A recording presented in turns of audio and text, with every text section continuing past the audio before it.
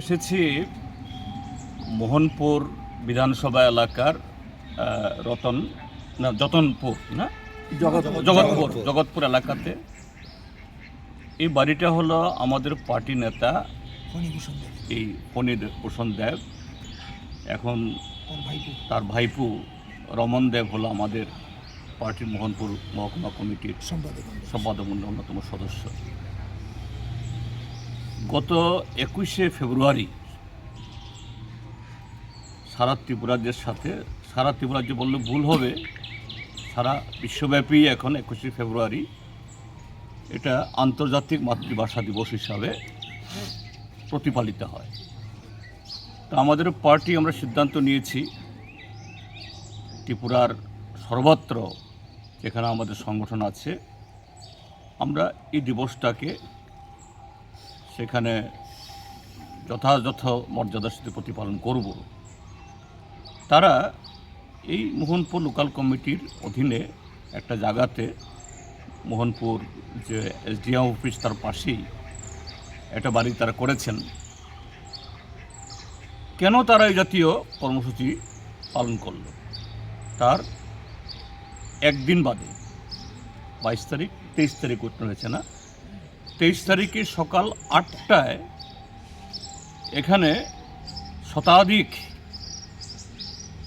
শাসক দলীয় পরিচিত তাদের কর্মী সমর্থক, আমি অন্য বিশেষণ বললাম না, তারা এসে এখানে এই বাড়িতে এসে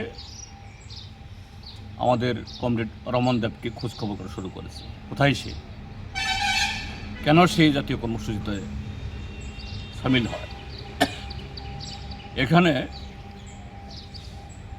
কোনো ধরনের রাজনৈতিক বা সামাজিক বা সাংস্কৃতিক কর্মকাণ্ড করা যাবে না, এমনকি মাতৃভাষা দিবস পালন করা এটাও এদের চোখে অন্যায়। আমি একটু বলবো, এই বাড়ির উপর আক্রমণ এটাই প্রথমবার না। এই বাড়ির ছেলে ফণীভূষণ দেব 1993 ইংরেজিতে আজকে যারা এই যে কুটামোহনপুর এলাকার মধ্যে গত 8 বছর ধরে এই পরিবেশ তৈরি করে রেখেছে, তখন তারা এই রাজনৈতিক দলের সদস্য ছিলেন না, কিন্তু নেতা এখন যিনি আছেন নেতা তখনও তিনিই ছিলেন আরেকটা রাজনৈতিক দলের। তখনকার সময়ে যারা বিরোধী দল বামফ্রন্ট সরকারের ছিল, তখন আমাদের তরতাজা যুবক ফণীভূষণ দেব ডিওয়াইএফের নেতা ছিলেন।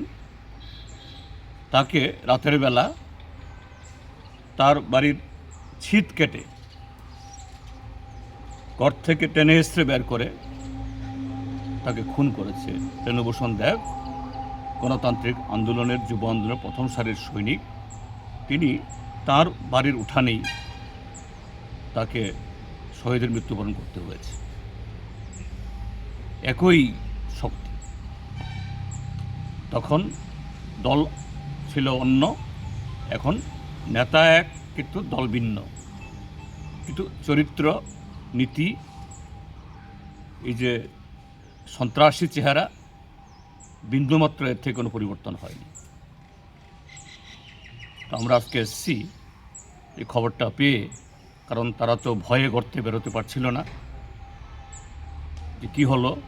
তো এটা জেনে ভাবলাম যে না, আমাদের যাওয়া দরকার, আমরা এখানে এসেছি।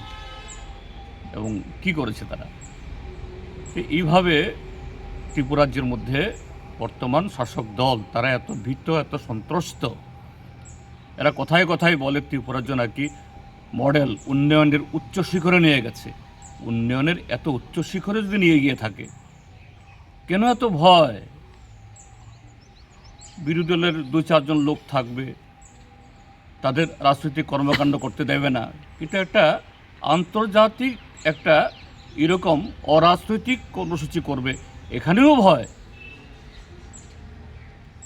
তো তাদের যে নীতি মতাদর্শ ভেতর থেকে যে কতটা একদম খোকলা হয়ে আছে এটাই প্রমাণ করে জনবিচ্ছিন্নতা। এই জন্যই যে না, রাজনৈতিক কর্মসূচি তো নাই, অন্য কোনো কর্মসূচি তা তোমরা করতে পারবে না। এটাই যে আজকের শাসক দল যে নয়া ফেসিবাদী একটা ব্যবস্থা কায়েম করার জন্য আমাদের দেশে তথাকথিত তাদের রামরাজ্য বা ওই কি জানি বলে এই হিন্দু রাষ্ট্রের নামে এটা তৈরি করার ল্যাবরেটরি হিসেবে ত্রিপুরা যে পরিণত করতে চায়, এই মোহনপুর তার অন্যতম ল্যাবরেটরি। আমরা জনগণের কাছে তুলে ধরছি, পৃথিবীতে কোনো স্বৈরাচারী দল বা কোনো স্বৈরাচার অনন্তকাল ইবে টিকে থাকতে পারে না, এদের পতন অনিবার্য। সমস্ত অংশের মানুষ, আমি জানি, আমরা বুঝতে পারি এখানকার সংখ্যাগরিষ্ঠ মানুষের সমর্থন তারা পাচ্ছে না, কাজে ভয় পাচ্ছে, এই ভয় থেকেই সব করছে। আমি তাদের সবার কাছে বলবো, বেরিয়ে আসুন। না সিপিআইএমে যোগদান করতে হবে তা নয়, গণতন্ত্র পুনরুদ্ধার এবং বাক স্বাধীনতা, কথা বলার অধিকার, অন্যায়কে অন্যায়, ন্যায়কে ন্যায়, ভালোকে ভালো, মন্দকে মন্দ বলার এই পরিবেশ তৈরি করার জন্য সবাই বেরিয়ে আসুন, এটাই আমাদের আবেদন।